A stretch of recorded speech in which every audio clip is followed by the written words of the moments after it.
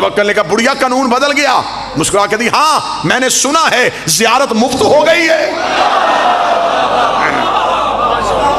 اس نے کہا پیسے نہیں لیے جاتے یا بازو کٹوائے جاتے ہیں۔ اتنا کہنا تھا، بڑھیا نے اپنا بازو اپنے سر پہ رکھا، رکھ کے کہنے لگی میں یہ بازو دینے کے لیے آئی ہوں۔ متوکل نے دیکھا بڑھیا پھر یہ بازو سر پہ کیوں رکھا ہے؟ مسکرا کے فرماتی اب یہ حسین کا ہو گیا ہے، اور جو چیز حسین کی ہو جائے اسے ہم اونچائی پہ رکھتے ہیں۔ اس نے اچھا بڑھیا تو اپنا عشق آزما، میں اپنا ظلم آزماتا ہوں۔ اس نے جلا سے کہا میری آنکھوں کے سامنے بڑھیا کا ہاتھ کاٹ۔ بڑھیا کا ایک ہاتھ کٹ گیا، ایک ہاتھ سینے پہ رکھ کے کہتی اب میں چلی جاؤں کربلا۔ اس نے جلا سے کہا دوسرا ہاتھ بھی کاٹ۔ بڑھیا کا دوسرا ہاتھ بھی کٹ گیا، دیکھے کہتی اب میں چلی جاؤں کربلا۔ اس نے اپنے جلاد سے کہا میں اب دیکھتا ہوں کہ بڑھیا کربلا کیسے جاتی ہے۔ اس کا ایک پاؤں کٹ گیا، ایک پاؤں پہ کھڑی ہے، اور دیکھے کہتی اب میں چلی جاؤں کربلا۔ اس کا دونوں پاؤں کا، دونوں ہاتھ کٹ گئے، دونوں پاؤں کٹ گئے۔ اس کا بڑھیا کو نشان عبرت بنا دو، اسے دیکھ کے کوئی کربلا جانے کا سوچے بھی نہ۔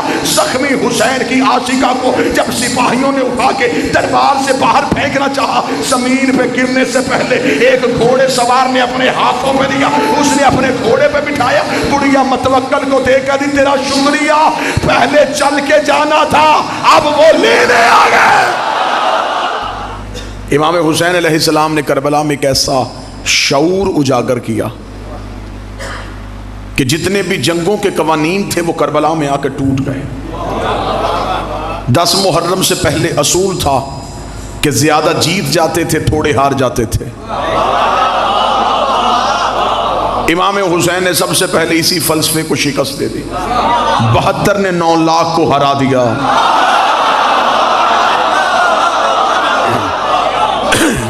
اور پہلی بار تاریخ نے یہ منظر دیکھا کہ پیاس جیت گئی اور دریا ہار گیا۔ نیزے ٹوٹ گئے اور سر نیزوں پہ بولنا شروع ہو گئے۔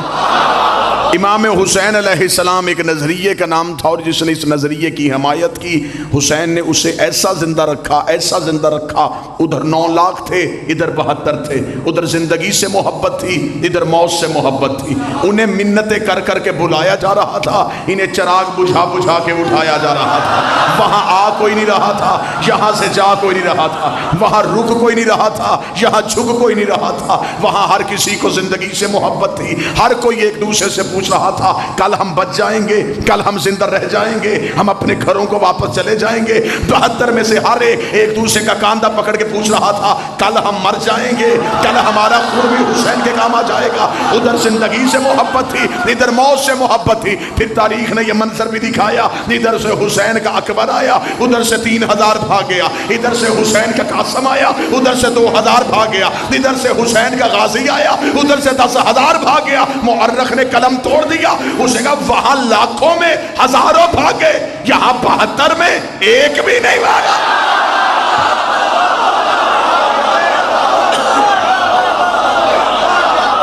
کسی ایک نے بھی، بسم اللہ، کسی ایک نے بھی امام حسین کا ساتھ نہیں چھوڑا۔ اہل علم تشریف فرمائے، میری خوش بختی قبلہ وقار گردیزی صاحب مجلس میں رونق افروز ہے۔ دعا لینے کے لیے جملہ کہنے لگوں گا، کتنی بڑی جنگ جیت کے گیا رسول کا بیٹا حسین۔ ادھر 9 لاکھ تھے اور دنیا کا لالچ، ادھر 72 جنت کا بھی لالچ نہیں۔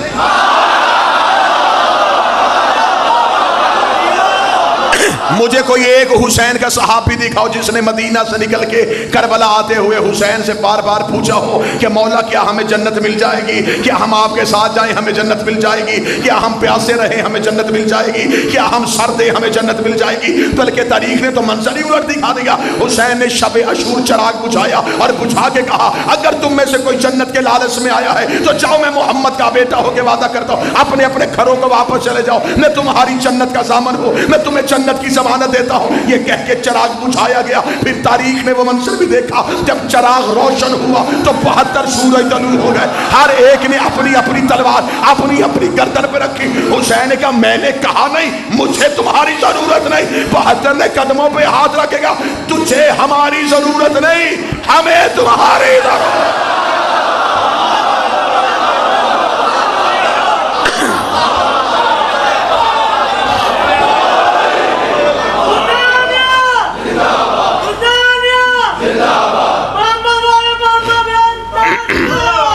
اللہم صلی اللہ علیہ وسلم۔ متوجہ صاحب، یہ کس نے کہا کہ آپ کو ہماری ضرورت ہے؟ ہمیں آپ کی ضرورت ہے، بالکل ایسے ہی جیسے ہم نے عزاداری کو زندہ نہیں رکھا،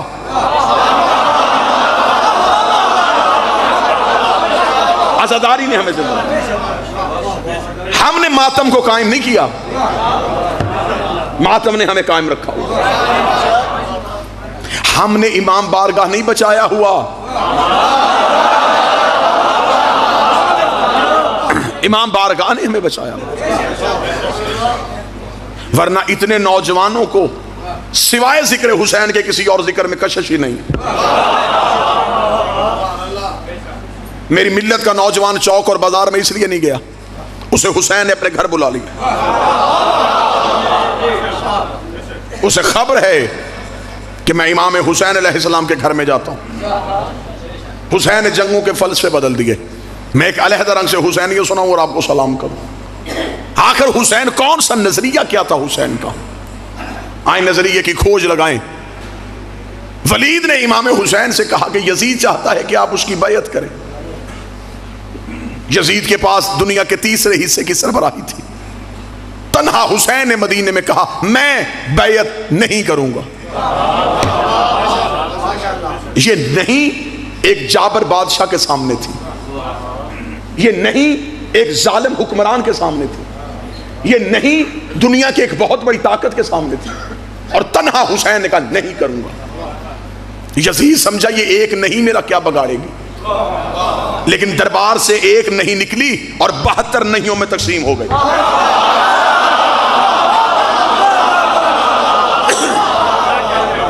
72 لوگوں نے اس نہیں میں اپنی ہاں کو ملا دیا، انہوں نے کہا ہم بھی نہیں کریں گے۔ 72 ایسے ڈٹ گئے، اس نے لالچ دیا یہ نہیں ہٹے، اس نے دھمکی دی یہ انہوں نے خوف نہیں کھایا۔ 72 نہیں کہتے کہتے حسین کے ساتھ کربلا گئے۔ یزید نے 72 قتل کروا کے سوچا شاید اب نہیں چھپ ہو جائے گی، لیکن اسے کیا پتا تھا کہ حسین نے اس نہیں کو کتنی بڑی زندگی دے دی ہے کہ وہ نہیں پوری کائنات میں ایسے پھیلی۔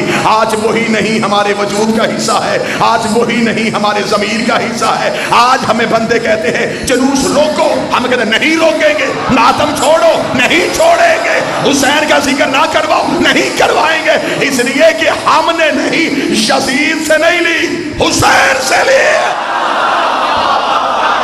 ہم اس نہیں پہ کہا۔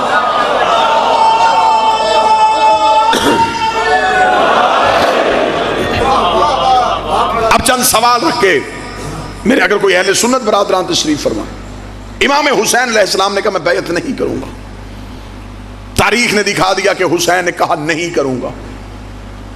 جن 72 نے اس نہیں میں امام کا ساتھ دیا، آج ہمیں دنیا بلائے ہم ان 72 کے نام بتاتے ہیں، ہم ان 72 کی ولدیت بتاتے ہیں، ہم ان کے شجرے بتاتے ہیں، ہم ان کے قبیلے بتاتے ہیں، ہم ان کے قد بتاتے ہیں، ہم ان کے چہرے کی رنگتیں بتاتے ہیں۔ یہ 72 کون تھے؟ ان کے چہرے بھی تاریخ نے زندہ رکھے ہوئے، تاریخ نے ان کے قد بھی نہیں چھپنے دیے۔ مسلمان مورخ صرف ایک کام کرے، ہم نے اپنے بچوں کو 72 بتا دیے، آپ صرف اتنا کام کریں جن لاکھوں نے یزید کی بیعت کی وہ کون تھے؟ آخر یزید عیسائیوں کا حکمران تو نہیں تھا، مسلمانوں کا حکمران تھا۔ اس کا مطلب ہے کہ مسلمانوں نے اسے ووٹ دیے تھے، مسلمانوں نے اس کے ہاتھ میں بیعت کی تھی، تو آج پھر صرف اکیلا یزید مجرم کیوں؟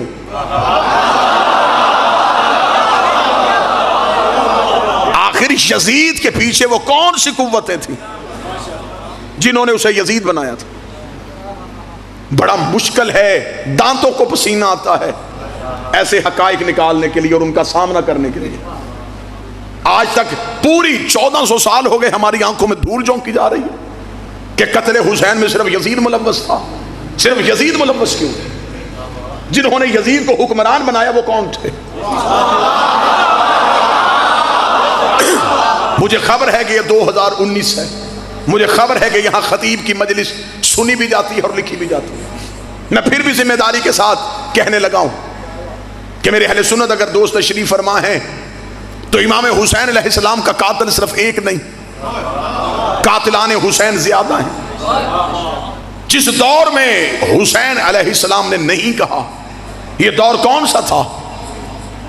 رسول کو دنیا سے گئے ابھی 50 سال پورے نہیں ہوئے، ابھی 50 سال نہیں ہوئے نبی کو دنیا سے گئے، اور یزید جیسا شرابی تخت پہ بیٹھ گیا۔ اب میں نام نہیں لوں گا، نشانی بتانے لگا ہوں۔ ابھی وہ لوگ زندہ تھے جنہوں نے نبی کی پشت پہ حسین دیکھا تھا۔ میرا خیال ہے کہ اب مجھے نام لینے کی ضرورت نہیں۔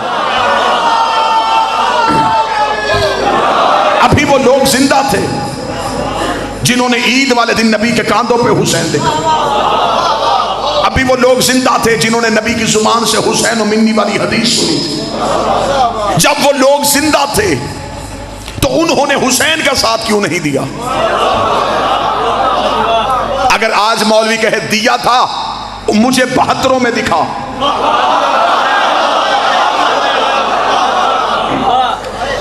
اگر وہ 72 میں نہیں تو اس کا مطلب وہ لاکھوں میں، تو اس کا مطلب انہوں نے بیعت کر لی تھی، ووٹ دے دیا تھا یزید کو۔ آج صرف یزید کیونکہ بد کردار تھا، آج مولوی نے سارا ہی گناہ اس کے کھاتے میں ڈال دیا کہ چلے لعنت تو ہونی ہے، اس اکیلے پہ ہو۔ اکیلے سے قتل حسین کا اعتراف کروایا گیا، یزید اکیلا ملوث نہیں۔ میرا خیال ہے اس سے بہتر جملہ ہے کہ بلا وہ میں استعمال نہیں کر سکتا جو اصطلاح میں اب استعمال کرنے لگا ہوں۔ یزید آزاد امیدوار نہیں تھا، پارٹی کے ٹکٹ پہ تھا۔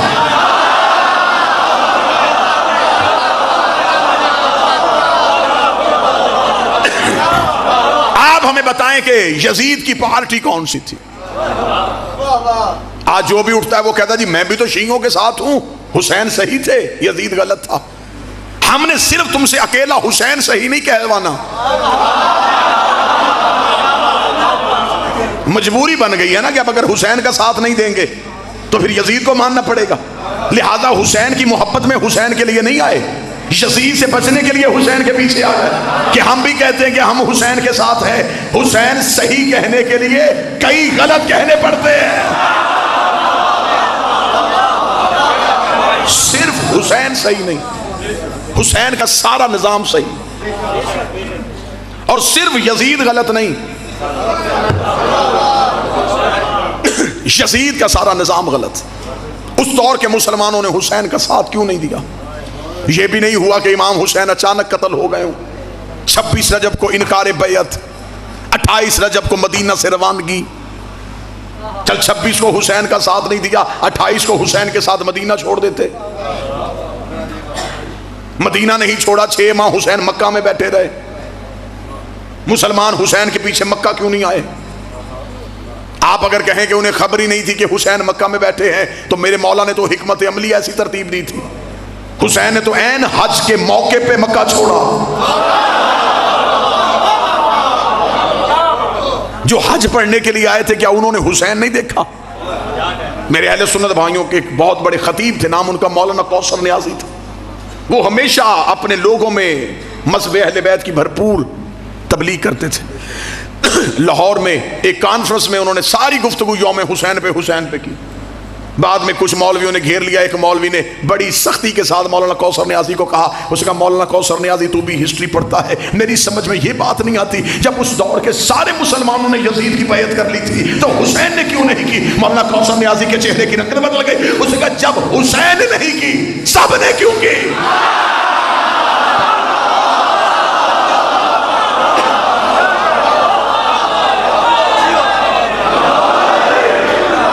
جب امام حسین نے بیعت نہیں کی سب نے کیوں کی؟ اس دور کے مسلمانوں نے حسین کا ساتھ کیوں نہیں دیا؟ یہ ہماری مجلسیں، یہ ہمارے جلوس اس احتجاج پہ ہیں۔ اس سے بہتر میرا خیال ہے قتل حسین پہ انکواری کا میں جملہ نہیں پڑھ سکتا جو میں پڑھنے لگا ہوں۔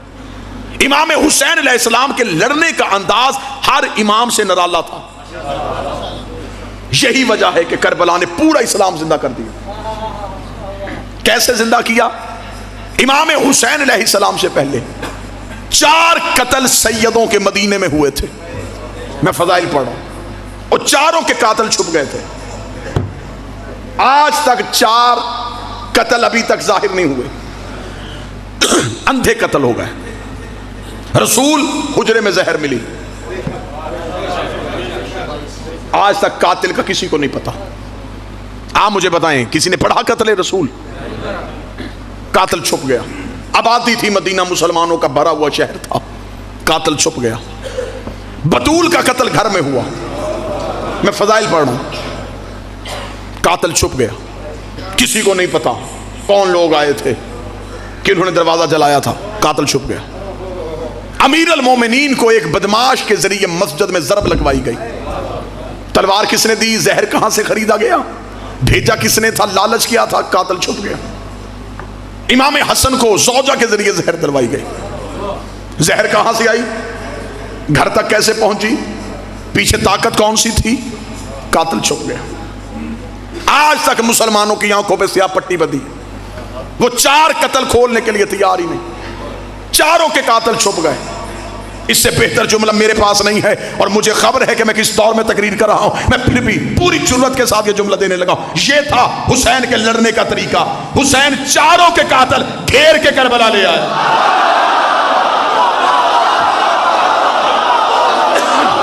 اب بولو جو حسین پہ بول سکتے ہو۔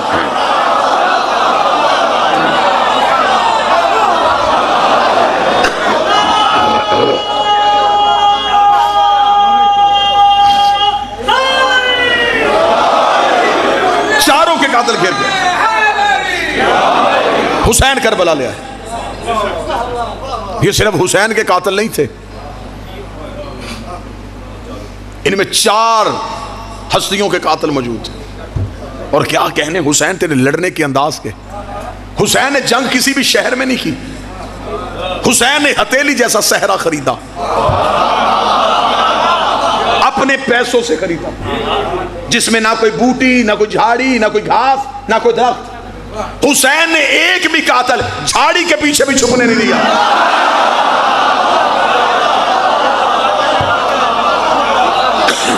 حسین مکہ نہیں رکے، نہ حسین پہاڑوں میں لڑے نہ شہر میں۔ حسین نے یوں ہتھیلی جیسا صحرا خریدا، لکو دک صحرا۔ لوگ سمجھتے تھے کہ یہ حسین کو گھیر کے لا رہے ہیں، جبکہ حسین انہیں گھیر کے کربلا لے آئے۔ حسین نے یوں آنکھوں کے سامنے کھڑے کیے، 7 دن تک حسین نے وہاں کھڑے رکھے۔ 10 محرم حسین نے بالکل ایک طویل دن کا انتظار کیا۔ حسین نے یوں سامنے کھڑے کیا، حسین نے کہا اب نہ تمہیں بھاگنے دوں گا نہ چھپنے دوں گا، اب یہ کھڑا ہوں میں تمہارے سامنے۔ تم نے اسلام کا نقاب اڑایا ہوا تھا، تم سورہ منافقون کی عملی تفسیر تھے، تمہیں قرآن منع کرتا رہا اور تم نے نبی کی محفل نہیں چھوڑی، تم علی کے قریب بیٹھ کے علی سے دشمنی کرتے رہے، تم مسجدوں میں نمازی کے بھیس میں آ کے آل محمد سے دشمنی کرتے رہے۔ حسین نے سامنے کھڑے کر کے کہا اب میں ادھر کھڑا ہوں، اب مجھے چھوڑ کے نماز پڑھ کے دکھاؤ۔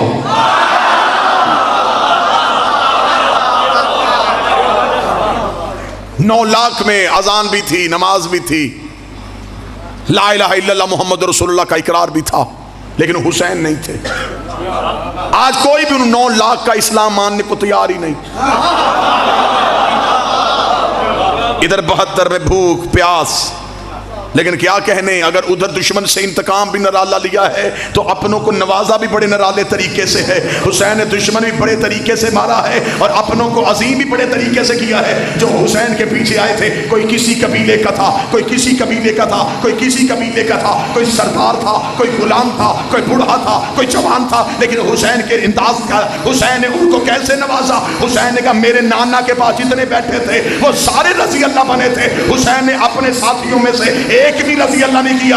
اور بھی علیہ السلام، سہیر بھی علیہ السلام، سہیر بھی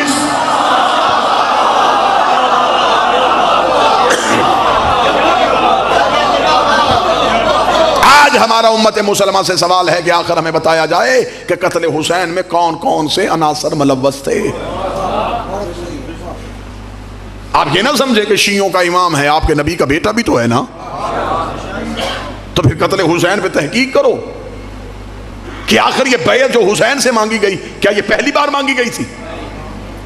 اس کا مطلب اس سے پہلے بھی مانگی گئی تھی، تو جس نے پہلے مانگی تھی ابتدا اس نے کی تھی۔ بعض بندے قبلہ گردیزی صاحب ممبر پہ پڑھ دیتے ہیں کہ یزید فاسق اور فاجر تھا، حسین اس کی بیعت کیسے کرتے؟ یزید تہجد گزار بھی ہوتا، حسین پھر بھی بیعت نہ کرتے۔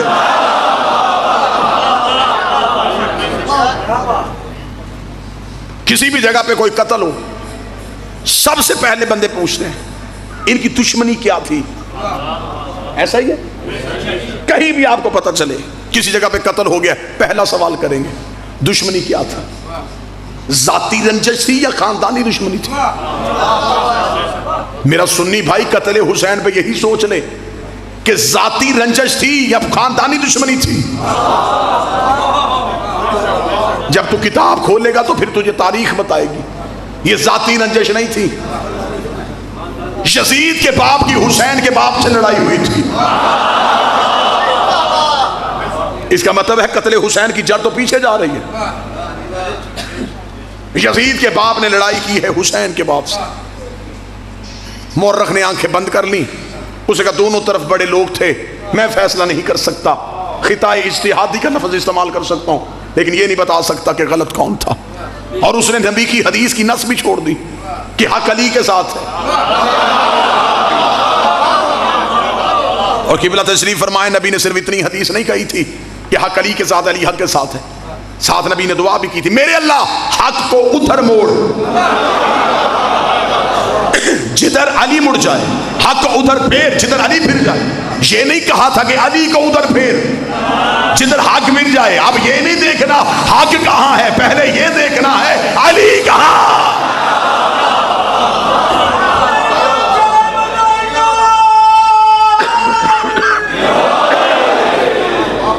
میں نے ہسٹری سے پوچھا کہ کیا حسین کے باپ اور یزید کے باپ کی دشمنی صرف ان کی تھی یا اس سے پیچھے بھی ہے؟ مورخ کے ماتھے پہ شرمندگی کا پسینہ آ گیا۔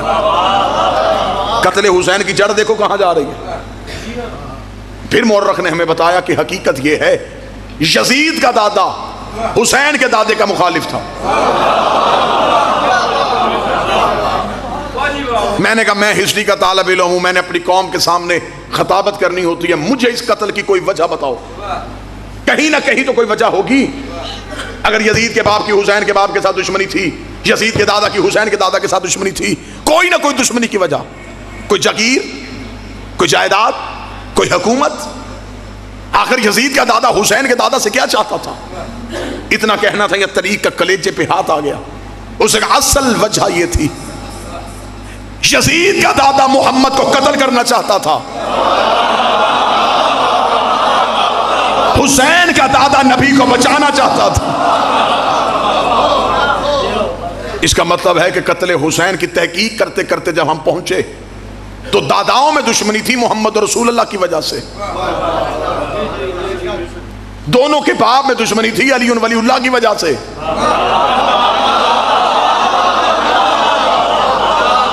حسین کربلا میں محمد رسول اللہ کے دشمن بھی لے آیا۔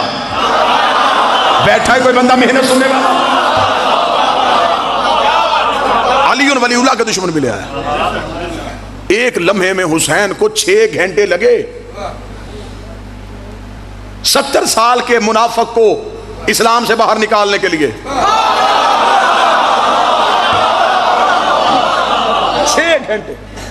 6 گھنٹے میں حسین نے یوں پکڑ کے اسلام سے باہر نکال دیا۔ آؤ میں تمہیں حسین کی جنگ اس انداز سے سناؤں۔ کتنی دیر کے بیٹھے ہوئے تھے، اگر یہ وہیں کے وہیں بیٹھے رہتے تو آج گھر گھر میں یزید ہونا تھا۔ حسین نے یوں اسلام سے باہر نکالے، چہروں سے نقاب اٹھائے۔ آج مولوی کہتا وہ 9 لاکھ کلمہ پڑھتے تھے لیکن مسلمان نہیں تھے۔ یہی تو ہم آج تک کہہ رہے ہیں کہ ہر کلمہ پڑھنے والا مسلمان نہیں تھا۔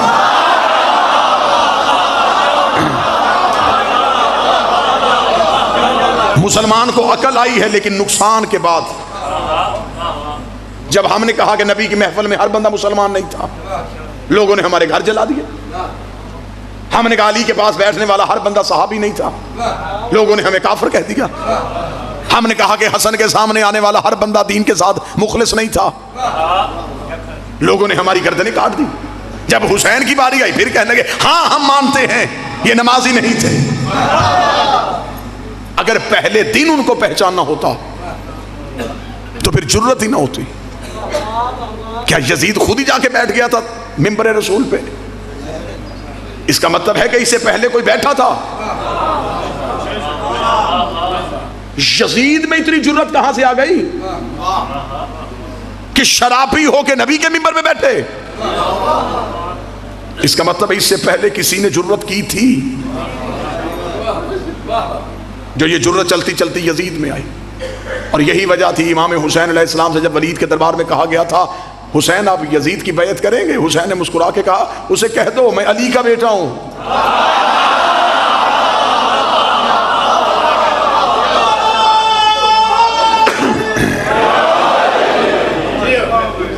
آج مسلمان دہشت گرد ہے. آج تو داڑھی دین کی علامت ہے، یہ دہشت گرد کی پہچان. آج مسلمان پریشان ہے اسلام کے ساتھ کیا ہو رہا ہے. تو بتا تو نے پہلے دن کے ساتھ اسلام کے ساتھ کیا کیا ہے؟ آج پریشان ہو گئے کہ ہمارے بچوں کی زندگی خطرے میں. آج کہہ رہے ہو کہ جی عیسائی مسلمانوں کو ماننے کے لیے تیار نہیں. وہ کیسے مانے؟ جتنے لٹیرے تھے تم نے سارے اسلام کے ہیرو بنائے. اتنا بغض، اتنی دشمنی اہل بیت کے ساتھ کہ بچوں کو تاریخ اسلام پڑھائی یا اسلامیات پڑھائی.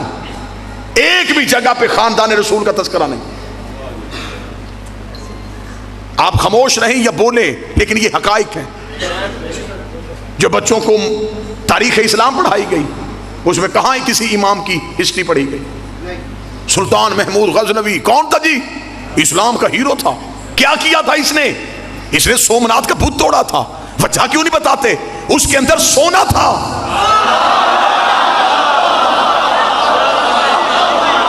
بت شکن ہوتا تو پہلے شہر کے توڑ کے آتا.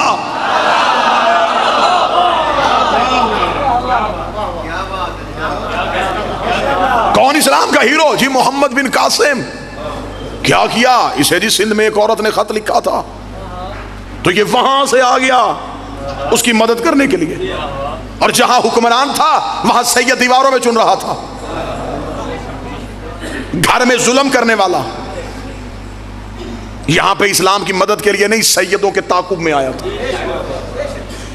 حجاج بن یوسف سے زیادہ ملعون انسان کون؟ یہی وجہ ہے کہ آج عیسائی بادشاہوں کے کردار کو اسلام سمجھتا ہے. بادشاہوں کا کردار اسلام نہیں، 14 کا کردار اسلام ہے. جنہوں نے کھوپڑیوں کے مینار بنائے، جنہوں نے انسانی لہو کے گارے سے دیواریں کھڑی کی، یہ لوگ اسلام کے ہیرو کب سے بن گئے؟ یہی وجہ ہے کہ آج مسلمان دہشت گرد بن گیا. اس لیے کہ جتنا اسلام لیا گیا وہ درباروں سے لیا گیا. قصور اسلام کا نہیں تھا. میں بچوں کو سمجھانے کے لیے ایک مثال دے دیتا ہوں. جب پہلی بار پانی زمین سے باہر آتا ہے چشمے کی صورت میں، وہ پانی انتہائی اعلیٰ، لذیذ، صاف، شفاف، کیونکہ وہ پہلی بار زمین سے باہر آیا. جو ہی وہ چشمہ ندی میں آیا، ندیاں نالوں میں آ گئی، یہ نہروں میں آ گئی. وہ نہریں جنگلوں کے قریب سے گزری، جنگلوں کے پتے شامل ہو گئے. شہروں کے قریب سے گزری، شہروں کی گندگی شامل ہو گئی. میدانی علاقوں کے قریب سے گزری تو ان علاقوں کی مٹی کی رنگت شامل ہو گئی. اب جب پانی ہم تک پہنچا تو اب ہمیں ڈاکٹروں نے کہا اسے پہلے چھان لینا، ابال لینا، اس میں بیماریاں ہیں، اس کی رنگت تبدیل ہو گئی ہے، اس میں بدبو آ گئی ہے. تو پانی تو وہی تھا جس میں صحت تھی. اب میں سطر پڑھنے لگا ہوں، جسے موضوع یاد ہے وہ سمجھ آئے گا. قصور پانی کا نہیں، رستوں نے پانی کا اثر بدل دیا.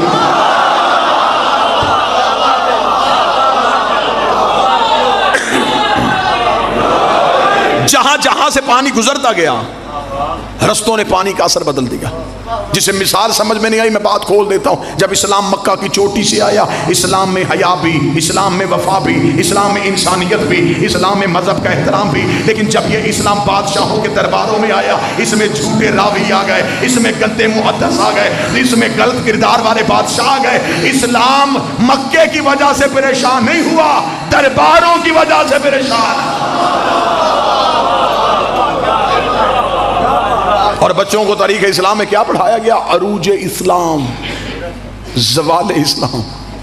میری سمجھ میں آج تک یہ لفظ ہی نہیں آیا کہ وہ کون سا اسلام ہے جسے زوال آیا تھا. پڑھے لکھے احباب تشریف فرما ہے، ساری دنیا بھی اللہ کو چھوڑ دے، اللہ کی ذات کو کوئی فرق پڑتا ہے؟ بندے اسلام نہ لے کے آتے تو اسلام کو زوال کس چیز کا تھا؟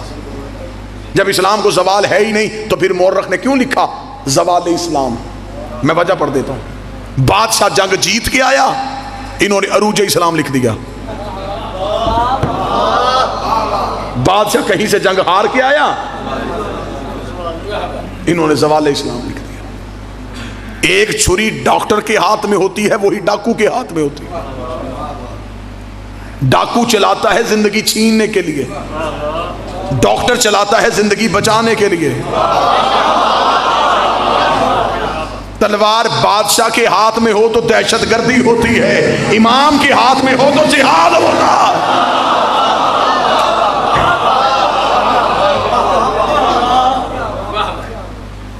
ہمیں فخر ہے کہ ہم ہیں امامت کے دروازے پہ بیٹھے ہوئے.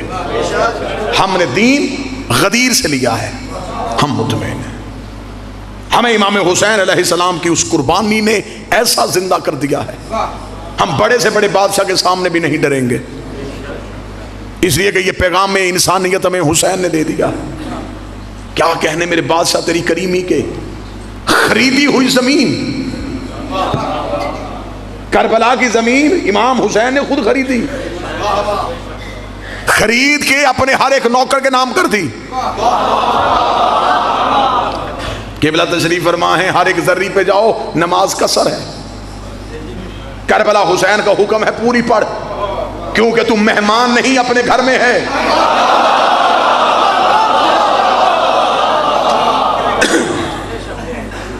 ابھی آ رہے ہیں لوگ اربعین سے واپس، سروں پہ قرآن رکھ کے پوچھنا کتنی بڑی کریمی حسین کی زندہ دیکھ کے آئے ہیں. آج بھی حسین کی زندہ موجزے ہیں. 70 لاکھ کی آبادی کا شہر، حسین کبھی 3 کروڑ بلاتا ہے، کبھی 4 کروڑ بلاتا ہے، کبھی 5 کروڑ بلاتا ہے. میں نے مولا حسین کے حرم میں بیٹھ کے عالم دین کے درس میں جملہ سنا تھا. انہوں نے کہا تھا جیسے جیسے حسین کے مہمان آتے جاتے ہیں، حسین کربلا کو کھولتا جاتا ہے.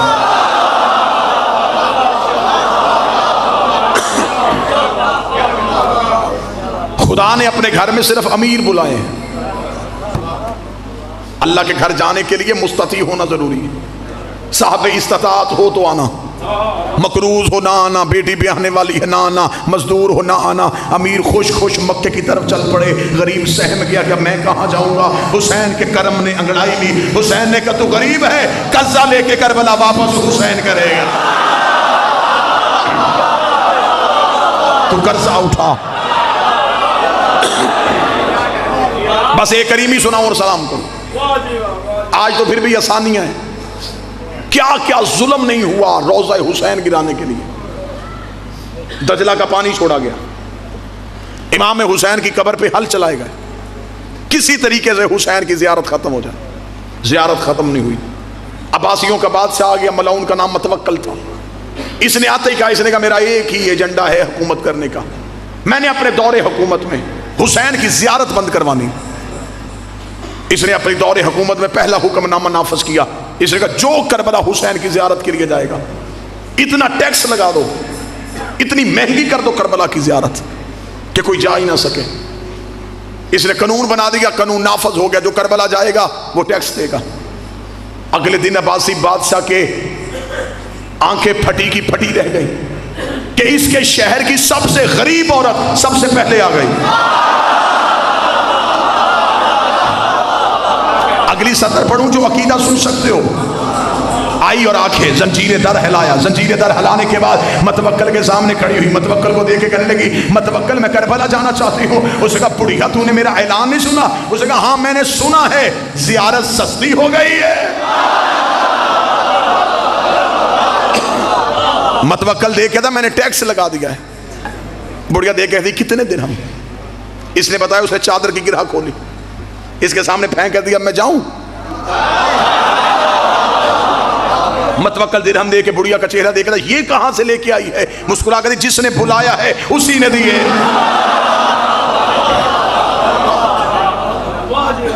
متوکل نے کہا میں قانون بدل دیتا ہوں. حسین نے کرم بدلا, میں قانون بدلتا ہوں. اس نے کہا نہیں, پیسوں کے ساتھ حسین کی زیارت نہیں. جو زیارت حسین کے لیے جائے گا وہ اپنا ایک ہاتھ کٹوائے گا. اب میں دیکھوں گا ہاتھ دے کے حسین کی زیارت کو کون جاتا ہے. اگلے دن پھر زنجیر در ہلا, دروازہ کھولا, وہی بڑھیا دروازے پہ کھڑی تھی. متوکل نے کہا بڑھیا قانون بدل گیا؟ مسکرا کے دی ہاں میں نے سنا ہے زیارت مفت ہو گئی ہے. اس نے کہا پیسے نہیں لیے جاتے یا بازو کٹوائے جاتے ہیں.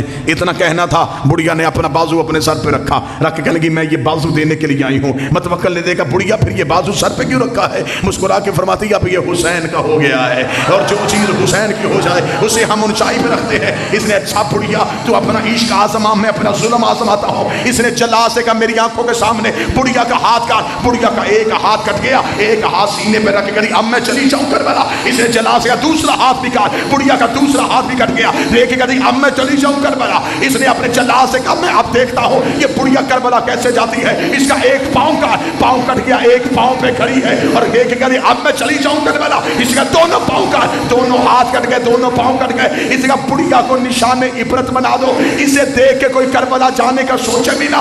زخمی حسین کی عاشقہ کو جب سپاہیوں نے اٹھا کے دربار سے باہر پھینکنا چاہا, زمین پہ گرنے سے پہلے ایک گھوڑے سوار نے اپنے ہاتھوں میں دیا, اس نے اپنے گھوڑے پہ بٹھایا. بڑھیا متوکل کو دیکھ کر تیرا شکریہ, پہلے چل کے جانا تھا اب وہ لینے آ گیا.